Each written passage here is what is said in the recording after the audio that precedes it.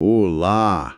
Que a paz divina acompanhe e abençoe o dia e a semana de todos os ouvintes que estão sintonizados com a gente hoje. É muito bom ter a companhia de cada um de vocês para mais uma imersão profunda. E, bom, hoje a gente vai entrar num território meio pantanoso, diria. Ah, com certeza. Muito bom estar aqui também. E sim, a palavra é pantanoso mesmo. Pois é, porque imaginem só a situação.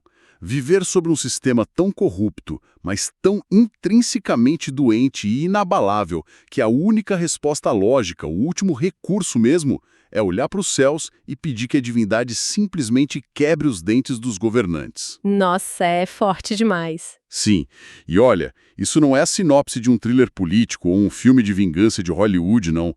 É o resumo de um dos textos mais antigos, mais crus e viscerais que a humanidade já produziu. A nossa imersão de hoje vai mergulhar direto no Salmo 58. Exatamente. E para a gente conseguir navegar por toda essa complexidade, a gente está usando como base os comentários bíblicos do Allen P. Ross e as notas da Bíblia de Estudo Nova Almeida Atualizada, a NA. Que é um material fantástico, diga-se de passagem. Ah, sem dúvida. É um material fascinante justamente porque nos obriga a olhar para algo que a maioria das pessoas prefere ignorar, sabe? Que é a raiva humana, a raiva genuína diante da injustiça sistêmica. Sim, porque o nosso objetivo aqui hoje é entender a anatomia dessa indignação. Tipo, como é que um texto sagrado milenar processa a corrupção política?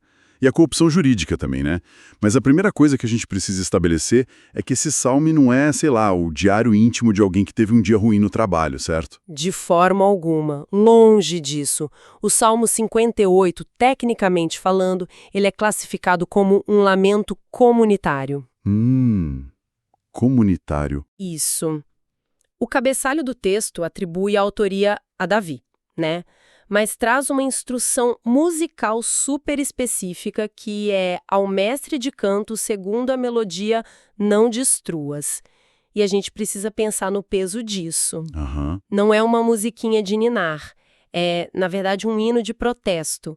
Ele era cantado por uma comunidade inteira de israelitas que estavam sendo, assim, esmagados por tiranos. Nossa. É o canto de um povo sofrendo sob o jugo de líderes que perverteram completamente o pacto social e espiritual. E o texto ele já começa chutando a porta, né? Porque nos versículos 1 e 2, Davi pega essas autoridades e joga elas direto no banco dos réus. Bem direto ao ponto. Muito. A abertura é um interrogatório super agressivo. Ele diz assim, será que vocês, juízes, tomam decisões justas? Julgam com retidão os filhos dos homens? E a resposta que o próprio texto dá é um soco no estômago. Ele fala longe disso. Pois é, a denúncia é que lá no íntimo, esses caras planejam iniquidades e usam as mãos não para equilibrar a balança da justiça, mas para distribuir violência pela terra. E o mecanismo por trás dessa acusação fica ainda mais interessante, acho que até mais denso, quando a gente olha para o hebraico original. Ah, ela vem as curiosidades de tradução que dão um nó na nossa cabeça. Sim, mas é muito legal, olha só. A palavra que a gente traduz como juízes vem do termo Elim. E aqui entra um quebra-cabeça histórico bem peculiar. O hebraico antigo, ele era escrito só com consoantes, certo? Certo. As vogais foram adicionadas séculos e séculos depois pelos copistas massoretas. E com as vogais que a gente tem hoje, Elim significa em silêncio. Peraí, o que deixaria a frase como, tipo, será que vocês falam em silêncio? Isso. O que soa quase como um sarcasmo. Exato. Seria uma baita ironia. Tipo, vocês que deveriam falar pela justiça estão aí mudos. Só que muitos estudiosos, incluindo a equipe que elaborou a NOI, notam que se a gente fizer uma alteração minúscula nessas vogais, a palavra se torna Elim. E Elim significa o quê? Significa deuses ou poderosos. Uau! É. No contexto do Antigo Oriente Médio, os governantes e os juízes eram vistos com muita frequência como os representantes divinos ali na Terra.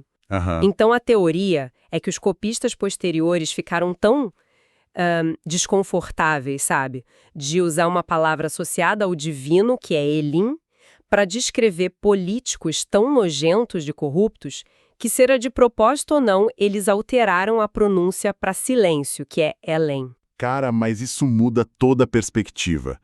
Porque se a intenção original era chamá-los de deuses ou representantes, a traição deles é infinitamente pior. Com certeza. Eles não são só burocratas incompetentes. Eles são pessoas que foram nomeadas para exercer o caráter de Deus na Terra e, em vez disso, o que eles entregam? Corrupção. É uma quebra de confiança que abala tipo a própria fundação da sociedade. Exatamente. E é isso que nos leva para o versículo 3, onde a poesia meio que tenta explicar de onde vem essa maldade toda. O texto diz que esses ímpios se desviam desde o nascimento. Eita! Mas a ideia aqui não é entrar num debate de genética ou predestinação biológica. É usar uma hipérbole para dizer que a corrupção virou a segunda natureza dessa gente. É tão sistêmico, tão enraizado, que parece que os caras já nasceram mentindo, entende? Dá para entender perfeitamente. E aí, para ilustrar esse nível absurdo de perversão, a gente chega numa das metáforas mais brilhantes e, honestamente, mais assustadoras do texto. A da cobra. Isso. Nos versículos 4 e 5, esses líderes são comparados ao veneno de serpente. Mas o detalhe que me pega muito é que eles são descritos como uma víbora surda que tapa os ouvidos para não ouvir a voz dos encantadores. Pensa nessa imagem. É uma ignorância completamente deliberada. É muito visual. E para quem está ouvindo a gente entender o peso disso, a gente precisa olhar para como funcionava a mecânica do encantamento de serpentes lá no mundo antigo.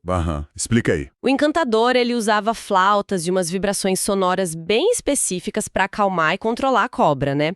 Para tornar ela inofensiva ali no meio do pessoal, num ambiente público. Então, uma víbora que, metaforicamente, tapa os próprios ouvidos, ela é um predador que simplesmente se recusa a ser gerido. Nossa. É um elemento totalmente desonesto que quebrou todas as regras de engajamento possíveis. E trazendo isso para a nossa realidade de hoje, é muito fácil visualizar. Vamos pensar naquele CEO de uma grande corporação que vai lá e demite todo o departamento de compliance, simplesmente porque ele não quer ouvir que a empresa está poluindo o rio da cidade. Um ótimo exemplo. Ou, sei lá, um governante que bloqueia os comentários na internet, ataca a imprensa dia e noite e se cerca só de bajuladores. A sociedade civil, os conselheiros técnicos, os fatos científicos, todos eles podem tocar a flauta que for, sabe? Podem tentar o argumento mais lógico possível. Mas a víbora surda não quer dialogar. Ela não tá nem aí. O veneno continua pingando porque não existe sequer a intenção de escutar o outro. Essa tua analogia do CEO foi perfeita, porque ilustra direitinho o dilema central desse salmo. Se o opressor é essa víbora surda, que se recusa a ouvir qualquer argumento lógico ou apelo moral, a diplomacia ali está oficialmente morta. Morreu. E quando a diplomacia morre de frente com um predador implacável, qual é a alternativa de quem é a vítima? A comunidade oprimida não tem outra escolha, a não ser pedir que essa ameaça seja neutralizada à força, o que inclusive explica aquela transição bem abrupta e violenta que a gente vê na próxima seção do texto. Sim, total. Porque a partir do versículo 6, o lamento vira tipo uma verdadeira anatomia da destruição. O texto meio que abandona a denúncia e clama por um colapso total absoluto desses governantes. E a linguagem pesa muito. Pesa demais. Davi ora pedindo assim, ó Deus, quebra-lhes os dentes na boca, arranca, Senhor, as presas dos leõezinhos. Ele troca a imagem da cobra e traz a do leão. Isso. E porque os dentes, né, na literatura lá do Antigo Oriente, especialmente num contexto assim mais jurídico, a arma principal de um juiz injusto, de um tirano, é a boca. A palavra dele. Então, ele não tá, pedindo uma tortura física aleatória só por sadismo. Entendi. Ele tá pedindo a desarticulação cirúrgica da ferramenta de opressão. Porque arrancar as presas de um leão é basicamente tornar ele incapaz de devorar a comunidade, né? É o desarmamento puro e simples do predador. Faz todo o sentido do mundo. Ele quer neutralizar a ameaça cortando o mal pela raiz. Mas aí, logo em seguida, a partir do versículo 7, a oração vira uma metralhadora de metáforas de desaparecimento. Nossa, sim. É uma atrás da outra. E eu confesso que algumas são até um pouco cômicas, de tão específicas que são. Ele pede que os tiranos desapareçam como as águas que se escoam, que as flechas deles quebrem no ar, e então vem a imagem maravilhosa de derreter como uma lesma no sol. A lesma é incrível. Tipo, quem é que usa uma lesma como ofensa num texto poético? É muito específico, né? Mas a imagem da lesma, que é Hablu no hebraico, ela é fascinante pela precisão ecológica dela. Imagina lá o deserto da Judeia. É um ambiente extremamente árido. Seco demais. A lesma, para conseguir se locomover, ela precisa produzir muito muco. E o mito popular antigo da região, ou até mesmo a observação visual dos povos nômades ali, era de que a lesma, conforme ela deixava aquele rastro úmido na terra seca, ela estava literalmente dissolvendo o próprio corpo. Caramba! Sim, como se ela estivesse gastando a própria essência até secar completamente e virar só uma casca vazia no deserto. Então a maldição poética aqui é a seguinte, que esses corruptos gastem todos os seus recursos, toda a sua energia nas suas conspirações de poder, até eles secarem e sumirem por conta do próprio rastro de sujeira que eles deixam. Uau! Que imagem poderosa! Quer dizer, eles são consumidos pelo próprio esforço de tentar avançar maldade. E aí, logo depois dessa lesma, o Salmo vai para um lugar muito mais sombrio. Ele usa a imagem do aborto de mulher que nunca vê a luz do sol. É bem pesado. É uma linguagem que busca, assim, a nulidade total do sujeito. O desejo é que o legado desses ditadores seja algo que nunca sequer chegou a respirar, que seja completamente apagado da história. E para fechar essa lista de destruição, o versículo 9 fala sobre panelas e fogo de espinhos. Como é que essa mecânica funciona no contexto daquela época? Então, o texto diz: antes que as panelas de vocês sintam o calor dos espinhos, sejam eles verdes ou secos, Deus os arrebatará como por um redemoinho. Para quem vivia acampando no Antigo Oriente Médio, cozinhar qualquer coisa exigia um fogo bem sustentado. Claro. E esses arbustos de espinhos, os espinheiros, eles são altamente inflamáveis. Se a gente coloca fogo neles, eles geram uma labareda imensa, violenta, super quente. E qual é o problema disso? O problema é que ela dura uns 15 segundos e vira cinza. Acaba num instante. A panela que está em cima desse fogo não tem tempo nem de esquentar a água. Ah, entendi. Ou seja, não serve para cozinhar absolutamente nada. É muito barulho, muita chama e nenhuma substância. Essa metáfora é muito cirúrgica. Os planos dos tiranos, eles parecem aterrorizantes num primeiro momento, né? Como um fogo imenso que vai queimar e consumir tudo pela frente. Mas o salmista está declarando que Deus vai intervir com tanta rapidez, como se fosse um redemoinho repentino mesmo, que a maldade simplesmente não vai ter tempo de se concretizar. O reinado desses caras vai ser um fogo de palha, não vai deixar nenhum resultado duradouro. Espera, eu preciso pausar tudo aqui porque a gente precisa lidar com o elefante na sala agora. Vamos lá. Nós estamos dissecando essa poesia que é maravilhosamente complexa, cheia de metáforas, mas no fim do dia, a lista de pedidos é arrancar dentes, secar como lesma, apagar da existência, morrer no útero. Isso soa muito como um roteiro de vingança pura e simples. Sim, soa bastante. Fica até meio difícil de conciliar isso com a ideia de uma ética religiosa que, na teoria, busca o bem, busca a paz. Parece apenas um desejo muito humano e muito cru de ver o inimigo sofrer na pele. Como é que o comentário do Ross e a teologia de forma geral lidam com isso sem parecer apenas, sei lá, uma apologia ao ódio? Olha, eu acho que essa é a dúvida que assombra qualquer pessoa que lê os chamados salmos imprecatórios. Imprecatórios. Isso, imprecatórios. Que são os salmos que contêm maldições ou pedidos de destruição. E a explicação psicológica e histórica por trás disso é genial. O comentário aponta que a gente precisa entender a função real dessa linguagem. A congregação, o povo lá, cantava essas palavras violentas justamente como um mecanismo de contenção. De contenção? Como assim? Ao expressar essa raiva de forma tão gráfica e sem filtros ali diante de Deus, a comunidade que estava sendo oprimida acabava terceirizando a vingança. Ah, como se fosse uma válvula de escape. Mas é muito mais do que só uma válvula de escape. É a renúncia formal do justiçamento com as próprias mãos. Pensa na alternativa. Se um grupo que é sistematicamente oprimido não tem para onde canalizar todo o ódio que sente contra um tirano inatingível, mais cedo ou mais tarde o que acontece? Eles explodem. Exato. Eles pegam em armas e iniciam um banho de sangue, o que só gera um ciclo infinito de retaliação e mais mortes. A poesia imprecatória, ela meio que absorve o choque da violência física.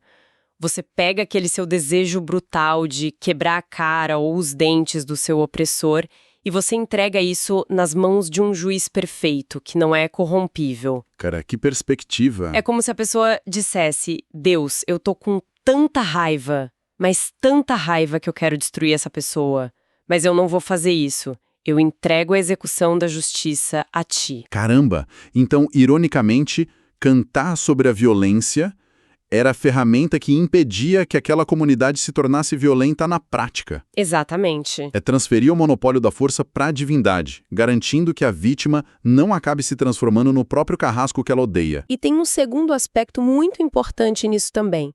Cantar isso publicamente era um aviso constante para os líderes de Israel, porque a própria liderança estava ali escutando o povo declarar em alto e bom som que o poder abusivo terminaria num desastre. O alvo final de tudo isso não era o sadismo contra outro ser humano, mas sim a destruição implacável da estrutura da maldade em si. O leão precisa perder as presas para que as ovelhas possam passar em paz. Perfeito, é exatamente isso. O que nos leva ao clímax do Salmo. Uma vez que o predador é desarmado e o fogo de espinheiros é apagado por aquele redemoinho divino, como é que fica a situação de quem estava sofrendo sob o jugo deles? Os versículos 10 e 11 tentam descrever esse momento de triunfo da justiça. Mas, mais uma vez, a linguagem não pega leve, viu? Nunca pega. O versículo 10 diz que os justos se alegrarão ao verem a vingança e que eles banharão os pés no sangue dos ímpios. Para nossa sensibilidade de hoje, isso soa bizarro, quase macabro. Nossa, muito macabro. E é aqui que a exegese, que é aquela interpretação cuidadosa do texto original, ela é vital para a gente não cair numa leitura grotesca do texto. Essa expressão de banhar os pés no sangue, ela é uma expressão idiomática militar. Era amplamente usada no Antigo Oriente Médio. Ah, então não é literal. Não, não. Imagina que quando um exército vencia uma batalha decisiva, o ato de marchar pelo campo de batalha recém-conquistado, ali por cima de onde os inimigos tinham tombado, era a prova física, palpável, de que a guerra tinha finalmente acabado. Entendi. Então, a imagem não sugere que os justos estão executando atos de crueldade sádica, brincando com o sangue, nada disso. A metáfora significa confirmação visual e absoluta de que o poder do opressor foi exterminado de forma definitiva. É o alívio, né? O perigo acabou, o pesadelo terminou. Trazendo isso para umas dinâmicas mais modernas, a gente pode pensar, por exemplo, no sentimento de uma nação quando a estátua daquele ditador sanguinário é finalmente derrubada na praça pública. Sim, ou quando as portas de uma prisão política são abertas. Exato. Não é que as pessoas nas ruas estão celebrando o derramamento de sangue do ditador em si. Elas estão dando um baita suspiro coletivo de alívio. É o peso do mundo inteiro saindo dos ombros daquela população. A celebração, na verdade, é pela evidência de que a impunidade não é a palavra final da história. E é de um jeito bem claro que o Salmo termina lá no versículo 11. O texto diz: "Então se dirá, na verdade, há recompensa para os justos. De fato, há um Deus que julga na terra." Que encerramento forte. Muito. E se a gente conectar isso ao grande arco narrativo da literatura sapiencial e poética ali da Bíblia, o lamento não gira em torno do ego ferido de uma pessoa só. Ele gira em torno de uma fome muito profunda por ordem moral. É aquela necessidade psicológica e também espiritual de saber que o universo tem sim um sentido de justiça, que o certo e errado não são só ilusões que são ditadas por quem tem mais dinheiro ou mais poder militar. Nossa, essa conclusão amarra as coisas de um jeito espetacular. O Salmo 58, ele começa lá no fundo do poço da corrupção, com líderes agindo como aquelas cobras surdas, e termina com a restauração da sanidade do mundo. Ele mostra para quem está ouvindo que sentir indignação contra a corrupção estrutural e a impunidade não é um defeito nosso. Longe disso. É uma reação moralmente saudável. Exatamente. O desconforto com a injustiça é, no fim das contas, o que mantém a gente humano. Mas a lição magistral aqui, o pulo do gato, é o que a gente escolhe fazer com essa indignação. Essa é a grande fronteira. A forma como a gente processa essa raiva toda é o que define se a gente vai ajudar a consertar o sistema ou se a gente só vai jogar gasolina no fogo e adicionar mais caos. E isso me leva a uma reflexão final. Algo para o pessoal que está ouvindo ficar com isso ecoando na cabeça depois que a nossa imersão terminar. Manda bala! Nós acabamos de explorar como pessoas no mundo antigo, cercadas por uma brutalidade inimaginável, usaram a poesia mais densa e visceral possível para processar a dor delas. Elas criaram um espaço seguro ali na arte, na espiritualidade, para canalizar aquele ódio todo, entregando a execução da justiça a uma esfera superior. Em vez de, sei lá, iniciarem uma guerra civil cega. Hoje, a gente vive na era da indignação digital, né? Das redes sociais, da polarização extrema. A gente acorda, lê as manchetes sobre corrupção, vê os líderes que tapam os ouvidos para os fatos o tempo todo e a nossa raiva ferve, do mesmíssimo jeito que fervia no coração daquele povo antigo. Não muda nada, no fundo. Não muda, mas a provocação que eu deixo é: como é que a gente está canalizando isso? Será que a gente está usando a nossa indignação para buscar uma restauração verdadeira? Para exigir mudanças estruturais de verdade e proteger os mais vulneráveis? Essa é a pergunta de $1 milhão. Pois é. Ou será que, na nossa ânsia de ver as lesmas derreterem no tribunal da internet, nós mesmos é que nos tornamos as víboras surdas, espalhando veneno e nos recusando a ouvir qualquer pessoa que discorde um pouquinho da gente? Porque, olha, é muito fácil odiar o tirano. O verdadeiro desafio é lutar contra ele sem pegar emprestado as ferramentas dele. Brilhante reflexão. Acho que é o ponto perfeito para a gente encerrar por hoje. É isso aí. Agradecemos imensamente a companhia de cada um em mais esta jornada de descoberta e análise profunda das complexidades humanas e textuais. Até a próxima e Deus abençoe todos os ouvintes.